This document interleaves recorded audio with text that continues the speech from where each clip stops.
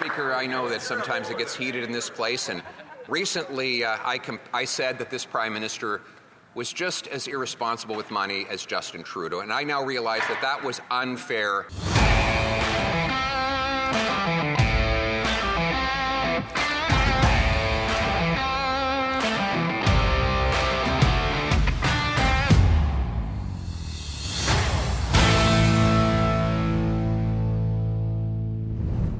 The Honourable Leader of the Opposition. After the Prime Minister broke his promise to, quote, negotiate a win with the Americans by July 21st, lumber tariffs have more than doubled, and job losses are piling up. Cap Paper is potentially laying off 300 workers in Northern Ontario. That's on top of 800 workers who are losing their jobs at Imperial Oil. TransCanada and Enbridge are building more in the United States as their headquarters move south after the Prime Minister broke his promise to build, baby, build. Doesn't the Prime Minister realize that when he doesn't do his job, Canadians lose theirs? Here. Right Honourable Prime Minister. Here. Mr. Speaker, our sympathies are with the families of the workers at Imperial Oil. Our actions are with the workers and the management of Cap Paper, who are having meetings with the Minister of Industry, a variety of other government officials today to work.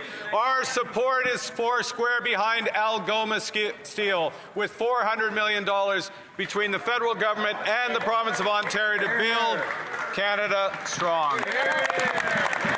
The Honourable Leader of the Opposition.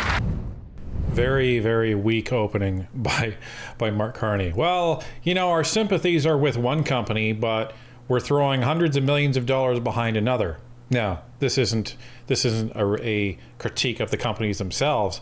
This is a critique of Mark Carney, because while a bunch of Canadians are losing their jobs in one company, they're funding another, and our action is going to be with Cap Paper. Well, tell that to the people who've already lost their jobs. And Pierre's right to call this out. You said this was going to be just an amazing opportunity, an amazing country that we're going to be building like never before. We're losing jobs. Maybe not like never before, but we don't want to see like never before in terms of losing jobs, because that would be absolutely frightening. Since he took office, 86,000 more Canadians are unemployed, and we have the second highest unemployment in the G7. This is all the result of out-of-control government spending and taxes. Every dollar the Prime Minister spends comes out of the pockets of Canadians, and now the Parliamentary Budget Officer rates his deficit, says, quote, very alarming, stupefying, shocking, unsustainable. If you don't change, this is done. Something is going to break. We are at the edge of a cliff. Those are the words of the Parliamentary Budget Officer. When will he stop his out-of-control spending? When he's over the edge of the cliff? Right Honourable Prime Minister. Mr. Speaker, there's a little thing called cause and effect.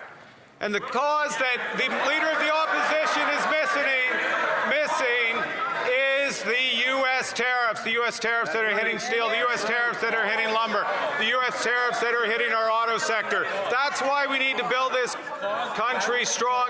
That's why we're getting spending under control. That's why we're going to spend less to invest more. I believe in this country, Mr. Speaker. Come join us.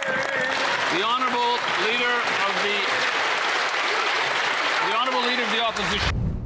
Oh, Carney, you were going to get absolutely annihilated for that answer. First, you didn't even know what to say.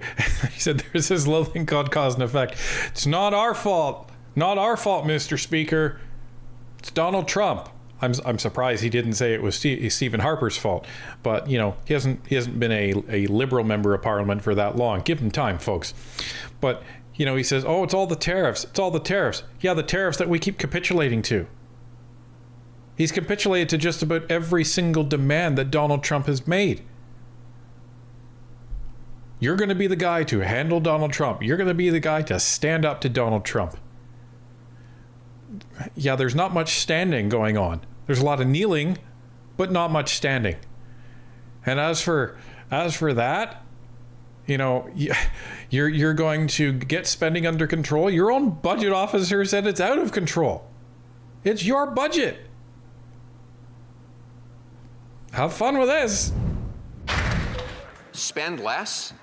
Deficit spending is up almost 100% since this prime minister took office. And as for investment, it has fallen. In fact, $50 billion of net investment has left since he took office. And yet he repeats the same promises the Liberals have been making for a decade. They said their deficits would lead to more investment. Since they took office, investment is down by 10%, the worst investment record in the G7. In fact, with $600 billion more debt under this government, investment has fallen. How much more debt would they have to add on the backs of Canadians to reverse this disastrous result? The Right Honourable Prime Minister. Mr. Speaker, once again, it's time for a little fiscal lesson for the Leader of the Opposition. Strongest credit rating in the world, AAA, S&P, and Moody's. Lowest deficit in the G7. Lowest debt level in the G7. Lowest net debt to GDP in the G7. Biggest potential in the G7. This side of the House believes in Canada. Come join us. The Right Honourable, the Leader of the Opposition. What did we say? What did we say in that video where the Liberals were trying to get any talking points they could possibly get? We said that, well, it's the best in the G7. We have the lowest deficit in the G7. We're one of the smallest countries in the G7, but we have the lowest deficit in the G7. Irrelevant. AAA credit rating? Yeah. Parliamentary Budget Officer has essentially forecasted that we're not going to have our AAA credit rating anymore. We're going to be going down to a AA credit rating. Gone. And we have the best potential in the G7. That's interesting. Please show me what graph that's on. What graph is best potential in the G7, Mark Carney? Give me a break. But all of this was the only talking points that they could get. Well, you know, we're not as bad as anybody else, so we're going to frame that as we're the best in the G7.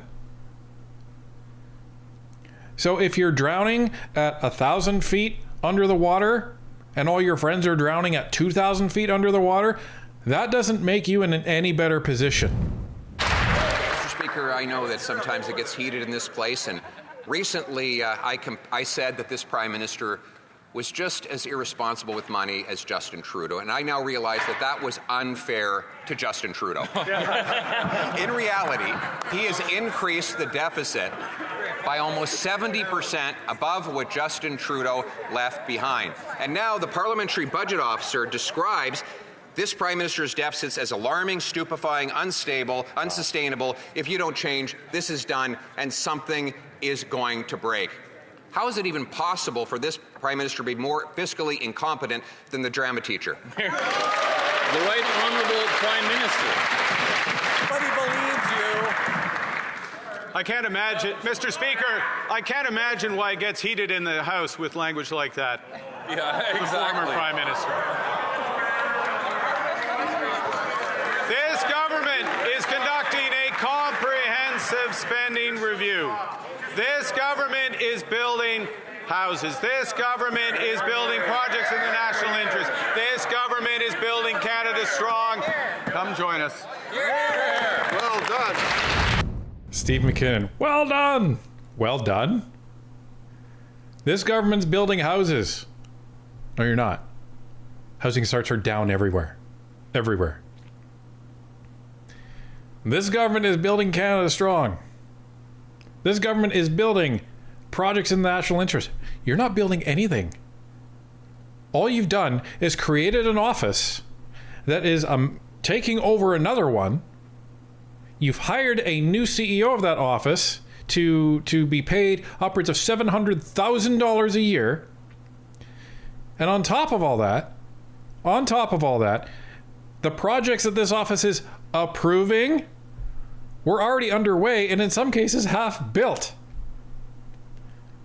How do you approve something that's already half built? Oh wait, you're Mark Carney, and you take credit for all of the things that you've never done. He's already proven that he'll take credit for something he hasn't done way back in school when he plagiarized that paper. So I guess this is just something that is continuing on into his political career. The honourable member for Thornhill. Every dollar that the Prime Minister spends comes out of the pockets of Canadians in Liberal taxes and inflation. The Prime Minister should know this. He calls himself a great economist, but he's going to spend over 60% more than even Justin Trudeau did.